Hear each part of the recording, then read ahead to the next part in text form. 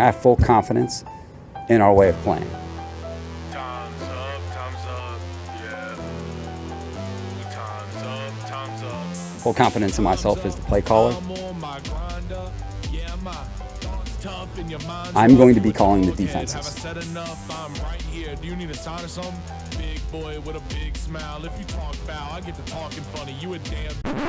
You saw Brandon Staley go for it on 4th down from his own 24. Somehow they survived.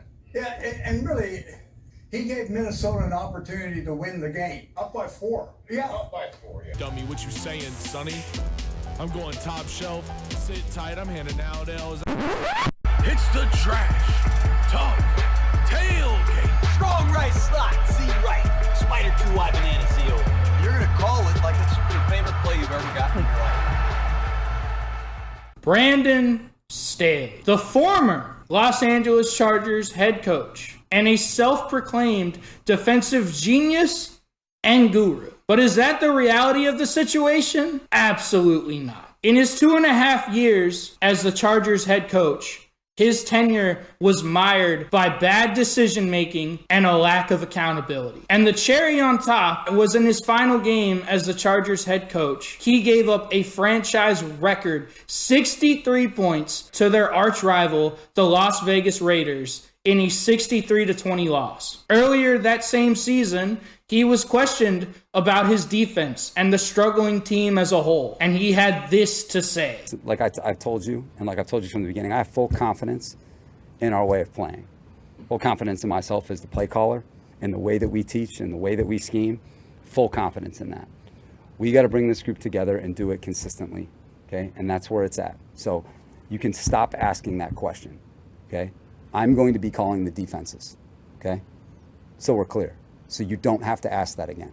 Brandon Staley is the Stockton Rush of football coaches. And he is the epitome of football malpractice, negligence, and incompetence. To understand exactly why I really fucking hate Brandon Staley, we have to go all the way back to the beginning of his coaching career. Brandon Staley, in 2013, was the defensive coordinator at John Carroll, a Division III school in Ohio. And he was there for 1 year. In 2014, he was the defensive coordinator of an FCS D1 school, James Madison University in Virginia. And then he was there for a year. And typically, if you go from D3 to the FCS or FBS D1 level, you stay there. You stay there and you start progressing. You go, okay, you go from D1 to eventually maybe the NFL. But after a year, Brandon Staley went back to John Carroll. Keep in mind, a D3 school. Not to be the head coach as a step up, but to be their defensive coordinator for 2 years. So he went from being the defensive coordinator at an FCS D1 school to the defensive coordinator at a D3 school. Not a great look. So all in all, he was a defensive coordinator at the D3 level for 3 years, all at the same school, and the defensive coordinator at the D1 level for 1 year. And after that 1 year, he took a step back and went down 2 levels to D3 again. And then 4 years later, he's the defensive coordinator of the NFL Los Angeles Rams. Make it make sense. It pisses me off because obviously this guy has a lot of connections. It's not based on merit, in my opinion, because obviously he flamed out in the NFL. And a big reason for that is because of his lack of experience coming up the coaching tree and really working and building your way up from D3, D2, D1, then maybe the NFL down the road. But he didn't do that. He went from D3 as a defensive coordinator to the defensive coordinator in the NFL in 4 years. That's impressive, but it also doesn't make sense because of his lack of coaching experience. Now, that 1 year, he was great in the NFL, but he also had Aaron Donald, All-Pro, one of the best defensive players of all time in the NFL, and Jalen Ramsey, who at the time, you could make a serious argument, was the best corner in the NFL, along with Leonard Floyd, John Jenkins. The Rams defense that year was loaded, and they were first in the NFL in total defense. Keep in mind, it's a 1 year sample size. So Brandon Staley, he parlayed that great year into a head coaching job. Now keep in mind, after he left the following year, The Rams won the Super Bowl without him.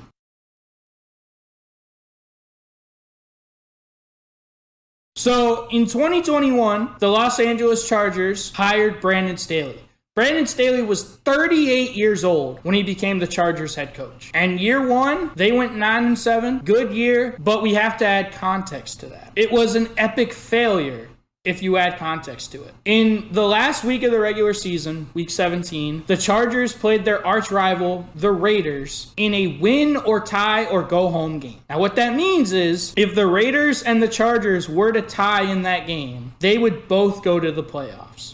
So the game went to overtime. It was tied in overtime. It looked like the Raiders were going to concede and just tie the game, let the clock run out, and have both teams go to the playoffs. This game doesn't really matter. We're both going to go. The result of this game doesn't matter. But if the Chargers or the Raiders were to lose, then they would be eliminated from the playoffs, and they would not go. So, like I said, the Raiders were content to run the clock out and tie the game and both go to the playoffs. But Brandon Staley wanted to be a jackass, and he called a timeout. 3rd and 4, now what? Chargers take a timeout. Los Angeles takes its first timeout. This will be a 30-second timeout. What?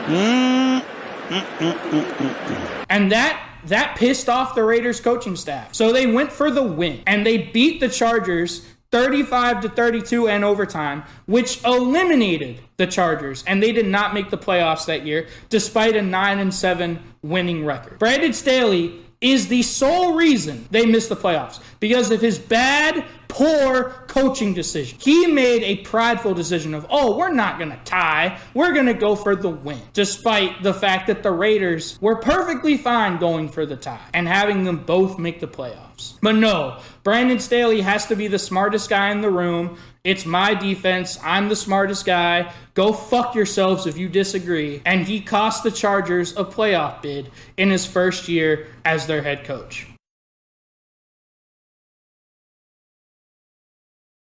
Let's go to year 2 of Brandon Staley. This is 2022. The Chargers finished with a 10-7 record, and they actually made the playoffs. But we have to add context to it. They had, you could argue, the worst playoff failure in NFL history. So going into the last week of the regular season, the Chargers were locked into the 5 seed in the playoffs, which means that whether or not they won or lost that last game, it didn't matter. They were locked in to their playoff seed, which really makes that a meaningless game, because if you don't gain anything by winning it and you don't lose anything by losing it, why are you playing your starters? A lot of people thought Brandon Staley should bench his starters and let them rest for the playoff game the following week. But Brandon Staley, who wants to be the smartest guy in the room, again said, nah, fuck that. We're going to play our starters. And by doing that, the Chargers' star wide receiver, Mike Williams, who has an injury history. He's a beast when he's healthy, but he's very injury prone. He's been injury prone ever since college when he was at Clemson. Mike Williams got hurt in that game. He hurt his back, and he was out for the playoff game. So they lost one of their best receivers and one of their best players in a meaningless game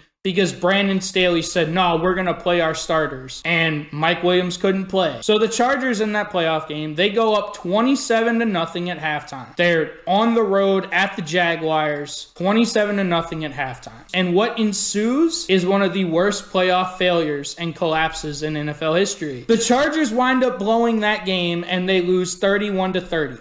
Now, to put it in context, that is worse than the Atlanta Falcons' 28-3 Super Bowl loss, because they were up 27-0 at the half, and they lost that game 31-30, and they really struggled in the red zone, something Mike Williams is exceptional at. Mike Williams is exceptional in the red zone. Do you think they probably could have used him in the second half to score more points? I think so, but no. Brandon Staley had to go and get him injured in a meaningless fucking playoff game.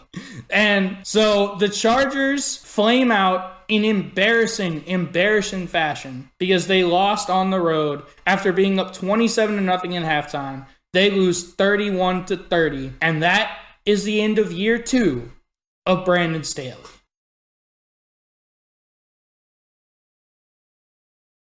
Year 3 under Brandon Staley. The 2023 season. 2023 for the Los Angeles Chargers starts out horrible as the Chargers lose 36-34 to the Miami Dolphins at home. And in that game, Brandon Staley made one of the worst coaching decisions I've ever seen at any level of football. And I'm including Pop Warner and Little League in that. Brandon Staley decided to put Khalil Mack, a 6'3", 270-pound pass rushing linebacker, on Tyreek Hill, maybe the fastest receiver in NFL history, and definitely the fastest player in the NFL currently. He thought it would be a good idea to have Khalil Mack try and guard Tyreek Hill. He thought that was a good thing for his defense and for his scheme. I have no words for that. I don't even know where to start. Like, what the fuck? Like, I hate bad football, and that is the epitome of bad football and bad coaching decision. It makes me sick. It makes me want to puke. It's disgusting. And the season did not get better. The season did not get better at all. The Chargers, they go 5-9. And that includes a 63-20 loss to their arch rival, the Las Vegas Raiders. Now, in order to talk about this game, we have to add some context to it. 4 days before putting 63 up on Brandon Staley's vaunted and amazing defense, the Las Vegas Raiders lost 3-0 to the Minnesota Vikings. They went from getting shut out by the Vikings to 4 days later putting up 63 points on Brandon Staley's defense. Wow, that's insane.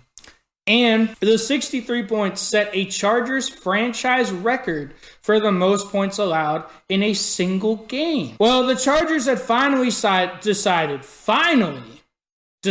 to get rid of Brandon Staley. After that, Brandon Staley finished his career with the Chargers at a 24-24 record with an 0-1 record in the playoffs.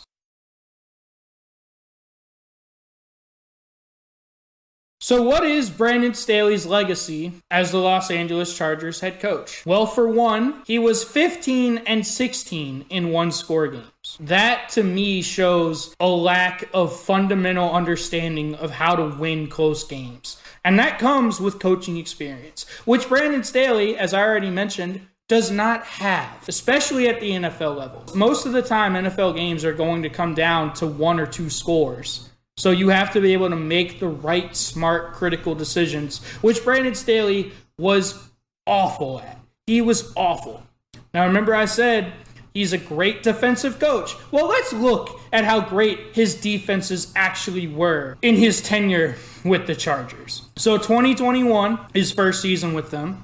Keep in mind, there are 32 NFL teams. His defense ranked 30th in total defense. Out of 32 teams, he ranked 30th. And in 2021, his defense also ranked 30th in scoring defense, giving up 27 points per game. Okay, it's not great. First year, okay. 2022, his second year, he was 21st in total defense and 22nd in scoring defense, giving up 22 points per game. And in 2023, now keep in mind, he was fired about halfway through the year. But his defense was 24th in total defense and 24th in scoring defense, giving up 23 points per game.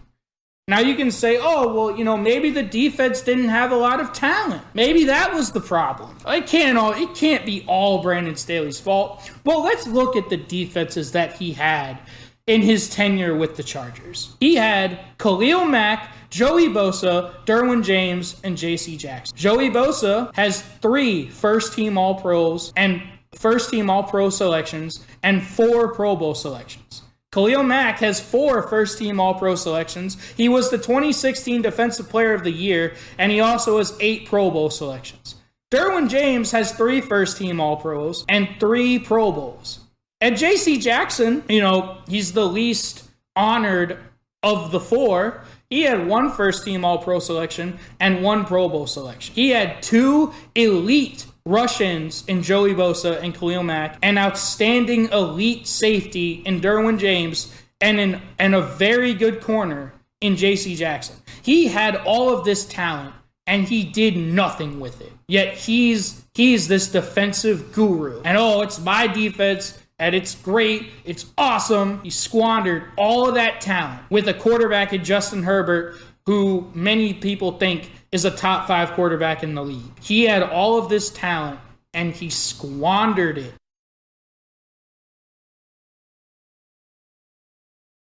And last but not least, when we talk about Brandon Staley, we have to talk about his analytical mind. And what I mean by that is Brandon Staley was notorious for going forward on 4th down when he absolutely should not. Now, I'm old school. I believe that in football, you win by playing great defense, running the ball, and playing the field position. If you have better field position than the other team, more likely than not, you're going to win the football game. Brandon Staley is the opposite. He believes in going forward on 4th down no matter what. And it cost them a lot of games. Keep in mind, I said he was 15-16 in 1-score games. Going forward on 4th down when you absolutely should not is a product of poor, bad coaching. So in 2021, his first year with the Chargers, he went 22 of 34 on 4th down conversions. That's 64%. But in the most critical game, that Week 18 meaningless game against the Raiders, when if they tie, they both go to the playoffs, he went for it when he absolutely should not have. And he turned the ball over. They didn't convert the 4th down.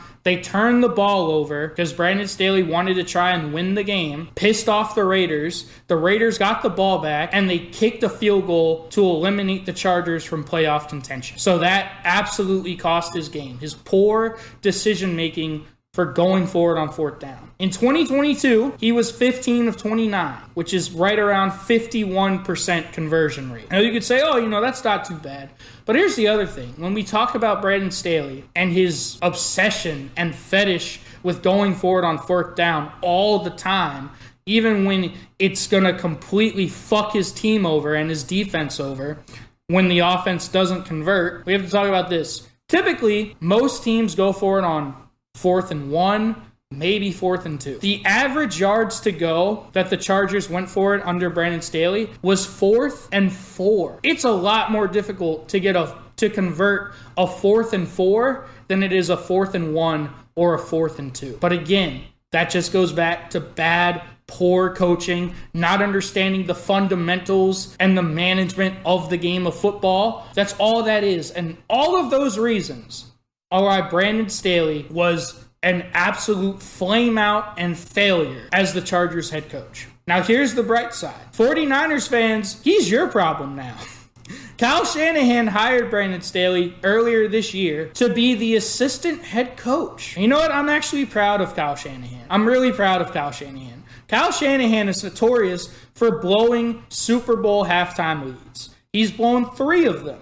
He's blown 3 Super Bowl double-digit halftime leads. But he's learning his lesson. He's realizing, oh shit, I can't blow a Super Bowl halftime lead if I don't have the lead. He's now with Brandon Staley on his staff, he's not going to have a Super Bowl lead anymore. Thanks to Brandon Staley and his awesome defense. Time's up, I'm on my grinder. Yeah, my thoughts tough. Bruh.